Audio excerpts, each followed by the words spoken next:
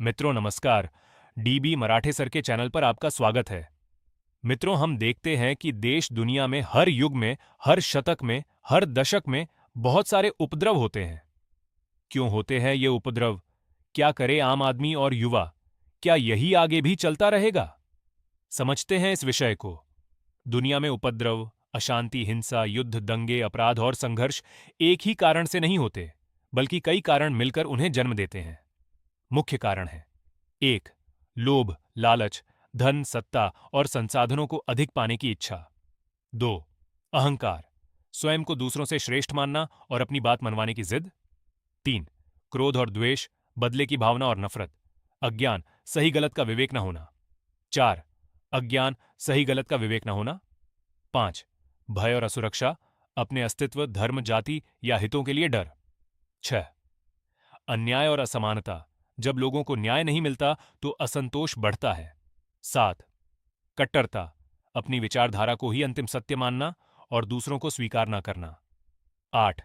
संवाद की कमी, बातचीत की जगह टकराव को चुन लेना। आध्यात्मिक दृष्टि से देखें तो उपद्रव का मूल कारण मनुष्य के भीतर की अशांति है। जब मन में शांति, करुणा, सत्य और सदाचार नहीं होता, तब वही अशांति समाज में फैल जाती है। दुनिया में उपद्रव की शुरुआत हथियारों से नहीं, बल्कि मनुष्य के भीतर पैदा हुए लोभ, अहंकार और द्वेष से होती है। यदि व्यक्ति स्वयं सदाचारी बन जाए तो समाज और राष्ट्र दोनों अधिक शांतिपूर्ण बन सकते हैं। उपद्रव कौन लोग करते हैं? उपद्रव किसी एक धर्म, जाति, देश या वर्ग के लोग नहीं करते। उपद्रव वे लोग करते हैं जो अपने क्रोध और नफरत पर नियंत्रण नहीं रख पाते, लोभ या सत्ता की लालसा में दूसरों को नुकसान पहुंचाने लगते हैं, कट्टर सोच के कारण दूसरों को दुश्मन मान लेते हैं, अफवाहों और भड़काऊ बातों में आकर हिंसा करने लगते हैं, कानून और मानवता की परवाह नहीं करते। लेकिन यह भी सच है कि कई बार कुछ लोग भीड़ को भड़काते हैं और सामान्य लोग भी बहकावे में आकर उपद्रव का हिस्सा बन जाते हैं। उपद्रव करने वाला व्यक्ति पहले अपने भीतर की शांति खोता है, फिर समाज की शांति भी छीन लेता है।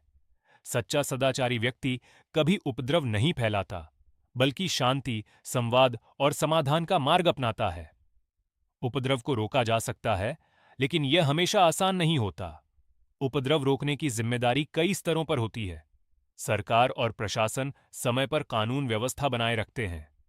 पुलिस और सुरक्षा बल हिंसा फैलने से रोकने और दोषियों पर कार्रवाई करते हैं। न्यायपालिका कानून के अनुसार न्याय सुनिश्चित करती है।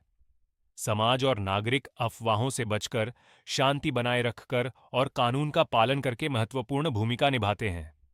परिवार और शिक्षा बचपन से नैतिकता, सहिष्णुता और जिम्मेदारी के संस्कार देकर भविष्य के उपद्रवों को कम कर सकते हैं। फिर भी कभी-कभी उपद्रव अचानक, संगठित तरीके से या भड़काऊ अफवाहों के कारण फैल जाते हैं। ऐसे मामलों में उन्हें पूरी तरह रोक पाना कठिन हो सकता है, लेकिन उन्हें जल्दी नियंत्रित किया जा सकता है यदि प्रशासन, समाज और नागरिक मिलकर जिम्मेदारी से काम करें। सदाचारी दृष्टिकोण से संदेश: उपद्रव केवल कानून से नहीं रुकते, वे तब कम होते हैं जब लोगों के मन में सदाचार, संयम, संवाद और दूसरों के प्रति सम्मान बढ़ता है। उपद्रव के समय बहादुरी का अर्थ भीड़ में कूदना नहीं, बल्कि विवेक, संयम और मानवता के साथ स्वयं को और दूसरों को सुरक्षित रखना है। युवाओं के लिए संदेश प्रेरक और संतुलित होना चाहिए।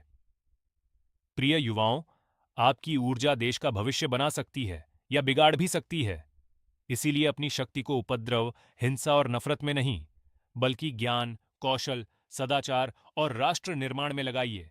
अफवाहों से बचिए, सत्य को परखिए, कानून का सम्मान कीजिए और मानवता को सबसे ऊपर रखिए। सच्चा युवा वही है जो क्रोध नहीं, विवेक से निर्णय लेता है, जो तोड़ता नहीं बल्कि जोड़ता है। युवा बनो, उपद्रवी नहीं, निर्माता बनो, विनाशक नहीं, सदाचारी बनो, क्योंकि सदाचार से ही व्यक्ति, समाज और राष्ट्र का भविष्य उज्जवल बनता है। मित्रों, अगर आपको यह विचार सही लगे तो लाइक और शेयर करना, चैनल को सब्सक्राइब करना। धन्यवाद।